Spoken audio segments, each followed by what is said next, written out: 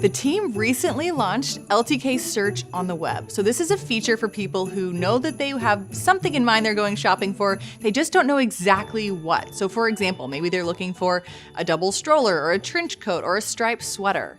They're going in, they're typing that search, and then we are surfacing results for them. And so you want to appear in those results, because what we've found is when someone finds you in LTK Search, they're 15% more likely to click out. So here's how you can optimize your posts for LTK Search. Remember that people coming in might not already know you, so they have no other context, maybe from your YouTube page or your blog or your Instagram or your TikTok. They're just meeting you here for the first time. So make sure that your caption is optimized for SEO and optimized to guide someone who's in the process of purchasing.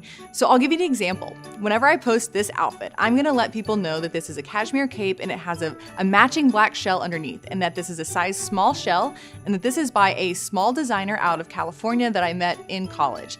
All of that context helps that shopper to feel confident in their purchase.